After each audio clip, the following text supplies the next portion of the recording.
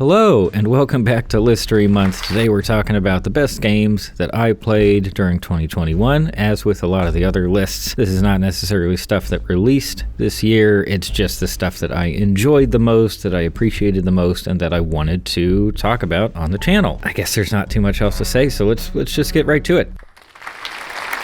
American Truck Simulator. Well, I already talked about this game quite a bit in a completely different video, so if you're curious to hear some more in-depth thoughts, head over there. But honestly, this is just one of the most meditative video game experiences I've ever had, and it just so happens that the simplicity of its premise and gameplay appealed to me in a really staggering way. You can buy different trucks and things like that, but it really doesn't make that much of a difference to the gameplay, and to me this game really does capture some of the most appealing aspects of long-distance driving. That's about it for this one. There are going to be other racing games on the list, but this one is definitely in a class of its own as far as that's concerned. The Coin Game is an arcade simulator. I originally heard about it through Brutal Moose's video. It's wonderful. It's definitely janky. It's very low budget and cheap, but it somehow crosses over into the area where all of that is just somehow appealing, especially if you're the kind of person who happens to have a lot of 90s nostalgia. Gambling away like fake money and fake tokens on fake arcade machines is just about as satisfying as doing it in real life with real money. So it's a really wonderful alternative to actually having to go to arcades, if you even have some in your area at all anymore. The variety of stuff on offer is pretty impressive. It's a very simple premise, and it's not exactly executed with any special amount of polish, but in terms of raw fun potential, it really does make you feel like a kid who's just going ham on every machine they can find. Unbeatable White Label is just a demo, and it still made the list because I honestly forget that it's a demo pretty often. It feels like a fully formed experience, at least in terms of the gameplay. Either way, it's a rhythm game. I love rhythm games. This is one that's very easy to pick up. Obviously, the skill ceiling is very high. You have tons of different difficulty modes. I did an entire video about like the accessibility, the wealth of options that the game gives you right off the bat, and the art is just fantastic. Some incredible visual flair. There's a lot going on the screen at any given time, and the soundtrack is pretty darn good. I assume they're going to have a lot more tracks for the full game, but what's already here is really fantastic. It's not necessarily stuff that I'm going to listen to constantly on Spotify or something like that, but for this type of game and for the energy that the game is trying to transmit to the player, I think they just work incredibly well. I'm super excited for the full release of Unbeatable, and it's a free demo. Like, if you haven't tried it out, it's time, okay? It's time. Maybe get to it now. Alright, I have a feeling we're going to be seeing this game on a ton of end-of-year lists. I think it just won a couple things at the Game Awards the other day. Not that that matters. Honestly, I was hesitant to include it here because Forza Horizon 5, and really the entire Horizon series, is just about as broad as you can get in the gaming world. Like, this is mass appeal on an almost impressive level, but that also means that it tends to feel extremely generic. You don't get a ton of sense of style or unique qualities to it. There are technically like characters, and there's technically a story, but it all just feels completely hollow. And in fact, everyone you talk to is so upbeat and stuff all the time, and the radio stations are horrible, that from a certain angle it almost feels like a horror story sometimes, where you're trapped in this endless festival where you just can't stop driving and you gotta keep doing races, and they keep shoving you into the next activity and all this different kind of stuff. While we're talking about some of the stuff that I don't like so much about it, this is still very much a sleazy AAA game. Now, you can get it through Game Pass, so you don't have to buy it outright for $60 or more, but yeah, you have plenty of microtransactions, you have loot boxes, essentially. You have various Skinner box tactics, many of which surround the loot boxes. And yeah, the game also really doesn't want you to play offline. It tends to be pretty pushy when it tries to get you to play the online version of the game. And in fact, when you're playing offline, it populates the world with drive-avatars that are supposed to look like real players, and they'll even put like tags of your friends on these different cars. And for some reason, I don't know, they programmed these fake overtake players, to drive in just an extremely obnoxious way. I get that's how real players do it too, but like sometimes it seems like they're going out of their way to mess up a combo you've got going or something. It's just one of my favorite parts of the game is just how serene it can be sometimes, and just the pure freedom of having this pretty large open world to drive any of these insane cars around, especially the off-roading stuff, can just be an absolute thrill to experience going through some of these locales. Also, it's incredibly similar to Horizon 4. I played that through Game Pass a while back. It's basically the same. Everything looks very similar. The driving line, the navigation stuff, obviously some of the voice actors I think are the same throughout. The barn find mechanics, the different race types and everything. There's just like, a sprinkling of slightly new stuff on top of that, or stuff that's specific to this region of Mexico, I suppose. Although it does add tuning. Tuning is a pretty significant option to have in terms of customizing your vehicles, but it also means that when you get a car, it's probably going to be pretty weak until you tune it up, versus having that same car in Horizon 4 where it's just awesome right out of the gate and you can just go. But yeah, I mean, at the end of the day, it's very fun. The appeal is extremely obvious. The game is, I don't know, on a financial level, it's an incredibly accessible game because of Game Pass. I happened to get an Xbox, about a week before release, and I wasn't really planning on playing the game at all, but why not? As long as you can sit through like 100 gigabyte download on AT&T service, you're going to be fine, and it's just going to be a whole lot of fun until you get tired of it. By the way, I was thinking of doing a little video where I would talk about specific cars in Horizon 5 that might appeal more to kart racer fans, people who are into like Mario Kart, Crash Team Racing, stuff with twitchier handling and controls, but I didn't. My capture cards are no good, so I couldn't get any footage for it. I'm going to give you that list anyway, really quick. These are the cars that I think would appeal to people who are into kart racer kind of stuff. The BAC Mono 2014. I just use the stock tuning on this. I think it's a lot more fun to handle it that way as opposed to tuning it up to be super fast. It just feels like you can barely turn the thing. The Caterham Superlight R500. I use the stock tuning on that as well. I mean, obviously in the name. It's a very light car. It kind of flies all over the place, but it's very fun as a road car and just messing around with some buds. The Myers Manx Forza Edition 1971. I'd have tuned that one up. You can check the stats on the page to see if you want to match that kind of stuff. One of the smallest cars, I think, in the game, and just a lot of fun to tool around in, and decently good at off-road and road racing stuff, in my opinion, and I like it when it's less fast. What else? The Hoonigan Ford RS200 Evolution 1986. I tuned that one up to be very fast, mostly in acceleration and launch and everything, but this is great as an off-roader. It's heavy enough to land flat most of the time, and it's just a wonderful sense of speed. It's kind of that small car fast thing that you get in the real world as well. And lastly, probably my favorite off-roading vehicle in the game, outside of the Trailcat, which is a very different feel, is the Volkswagen Baja Bug of 1969. When you tune that thing up, it is wild. Like, if you don't really drive it as much as just point it in a direction and just kind of hope for the best. It's really light, so it's flipping all over the place. It crashes constantly. It's so much fun. It's so much fun, and for people who are more into goofy racing games, I think it's worth checking out. Okay, but I think that's about it for Horizon 5. I need to move on, and if you're capable of not being swayed by some of the more manipulative stuff in the game, then you're probably going to have a great time with it.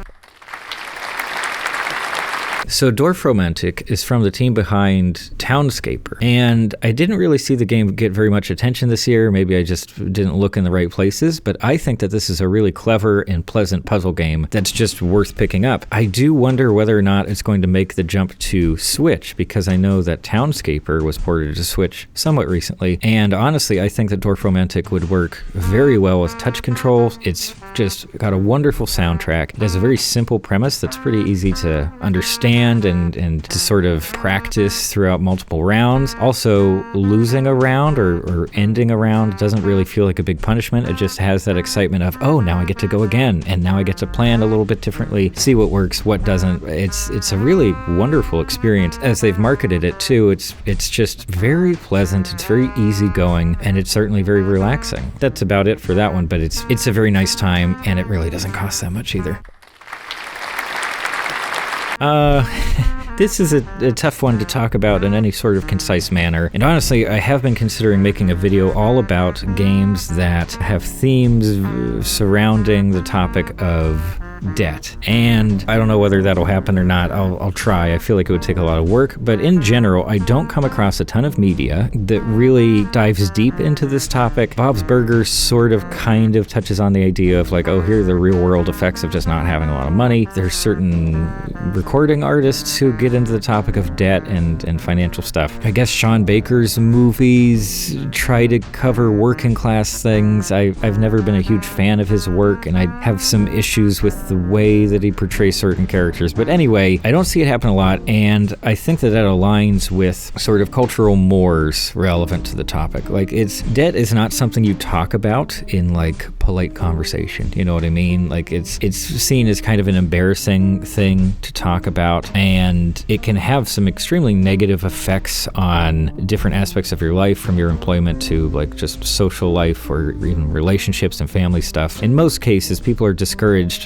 from talking about debt and their struggles to overcome it. And at least personally, that sort of unspoken restriction is very frustrating and kind of just feels like it makes things worse when you are struggling with this kind of situation. All of this kind of explains why I was so excited to finally dive into Kentucky Route Zero. I only decided to actually get the game after watching the GDC talk for Night in the Woods, where this gentleman discusses how he really connected with the game and how he wanted to make something that touched on similar themes and talked about these very important topics in a thoughtful and entertaining way. It's dark. This is a dark game. This is not something that you play for fun. It's basically a story-driven point-and-click game with very surreal elements, some really fantastic like noise, kind of industrial ambient music in the background, wonderful visuals, although they're using the low poly look that's just very hip in the indie scene right now. And it's pretty long too, now that we have the TV edition, which sort of collects all the chapters together. And somewhat ironically, it's a pretty expensive game, which seems weird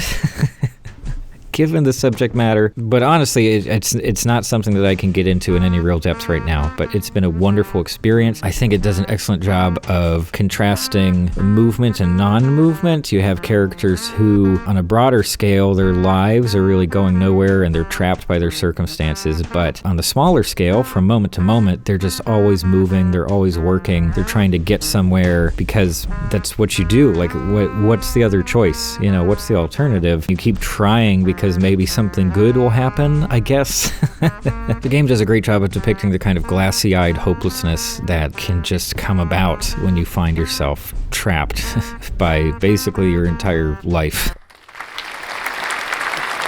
It's a very simple kind of puzzle game, sort of. It's kind of like turn-based Breakout in a way, where you're trying to knock down these blocks. You launch them, see what happens, and then you kind of plan your next move from there. You get a whole bunch of balls to shoot at a time. You can collect more throughout the level. There's even an endless level at the very end of the game that you can just play forever, see how well you can do, which is wonderful. Wonderful color palette. The soundtrack is bubbly and nice, although kind of repetitive. This little ghosty guy will say stuff to you throughout. And the sound design specifically and the haptic feedback, especially on the Switch, are really fantastic. Like, it's such a relaxing game. It almost feels like you're getting a massage while you're playing. And I'm back. Sorry, I had to run some errands and stuff. Why am I saying that if it won't even be noticeable in the editing? Okay, we're talking about Unpacking. I made an impressions video. I'm not sure whether I'll do a full review, at least for the moment. My feelings about the game haven't really changed that much. I do think it's one of the best games that was released this year, at least in my eyes. It's still incredibly original and inventive and just plain fun. It's a premise and a mechanic that I haven't really encountered before. I guess there are games about just interior designing and decorating, or sort of puzzle games where you have to arrange objects in a certain way. This is so much more personal, and it's ultimately a pretty intimate experience, despite the fact that you're not unpacking your own objects. You are unpacking someone else's, and oftentimes working around yet another character's objects. We don't really see the characters. I still don't know how big the team was on this one. I think the art direction is just fantastic. I think it works really well on touchscreens. I am just so excited to know that there are people out there coming up with new and interesting ideas and executing them so well that we, the people who play games and probably spend a bit too much money on them, get to experience them and enjoy them. And yeah, I might talk about the game some more later on, but for now, it's absolutely one of my favorites. And lastly is It Takes Two. Now, I started writing this script the day of the Game Awards. I didn't know it was coming up. I don't really care about the Game Awards at all, but I had heard that it was nominated for Game of the Year. I did not expect this game to win, and honestly, for the sake of this video, I kind of wish it hadn't won, because now that I'm going to gush about it for a while, I'm going to look way less cool, because everybody's heard of it. People are going to be looking at it more closely now that it won the big award. Whatever. This is a wonderful, wonderful game, and I'm going to run out of really, positive descriptors pretty quickly here, because it's just, I hadn't heard anything about it prior to release. I had zero hype for the whole thing at all. I was only introduced to it via Donkey's VODs of it, honestly. Other people upload his stream archives, and yeah, Donkey played through it with Leah. I watched the whole thing, and this is coming from a guy who has never finished a Let's Play video or video series in his life. It was just immediately apparent how special this game was, and the extreme amount of care that went into it, especially in terms of visuals and game mechanics. I only got to play it really recently, about a week and a half ago, and almost the entire time I was just blown away, whether I was actively playing through a level, figuring out a puzzle, or just standing around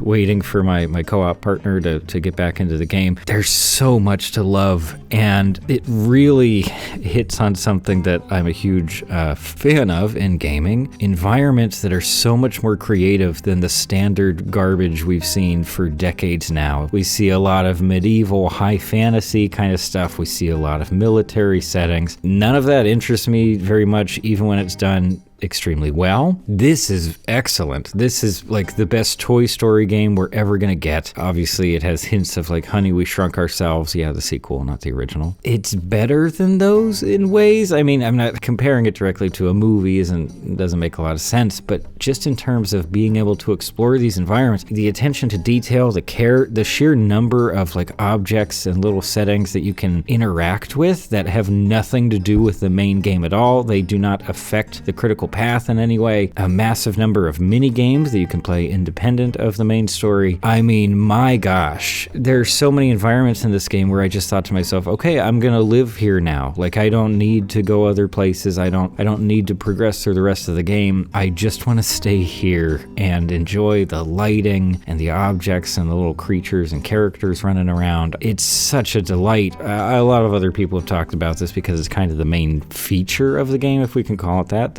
One of its biggest attribute is the incredible amount of variety. So many different mechanics that they really milk a ton of possibilities out of. The environments tend to shift quite a bit, even though you're staying in like, okay, we have a tree here. You don't stay in one specific part of the tree for very long. The look changes very frequently. You feel it evolve over time, and then you have those bigger shifts where you head to an entirely new area and get to be surprised by it. I can't talk about the game without mentioning some of the more negative aspects. It is published through EA. I hate the company. I hate what they do, and their stink is all over this game, especially when you boot it up, because you have to agree to, I think it's 2 separate 48-page documents about data gathering, user license agreement stuff. Like, it's insane. I really hope someone has read through all that stuff so that we can really find out what we're agreeing to here, but it's pretty nasty. Also, connecting to the other player is not as easy as it should be. I do appreciate that you only have to have, only one person has to own a copy of the game or have access to a copy of the game to invite someone else. That's neat. But even so, there is some sleaze in the mix. In terms of the game itself, there are plenty of aspects I don't really like at all. Mainly story and characters, and then dialogue. Awful. Pretty consistently awful. It feels like bad movie writing most of the time, but even hollower somehow. The voice acting is god awful. Even for the little kid, it sounds like a teenager doing like a little kid voice, and it's very unnerving. Hate it. Tons of overacting, constant yelling. I don't like the banter between the characters at all. But honestly, apart from that, gameplay, game design, progression, the development of mechanics, the visuals, the environments, art direction is absolutely stunning. And so despite the flaws, I feel like I've been saying that a lot in this video, but despite the flaws here, this is a fantastic game. If you're anything like me, if you really enjoy just creativity, unique settings and environments and ideas that just feel genuinely good, this is it. This is it, and I think it might be a little while until I come across another game that feels this exciting to me. And I guess we should leave it there. I've been talking for a while. I hope I didn't bore you too much. Those are the best games that I've played this year. There are other games I would certainly consider and other games that I'm happy to discuss. We can do that in the comments. We can do that on one of the streams, the live streams that I do. So feel free, and of course, I mean, it's a very YouTube-y thing, but yeah, if you want to talk about some of your favorite games that you played this year, regardless of whether they were released in 2021, go for it. And other than that, yeah, thanks for stopping by.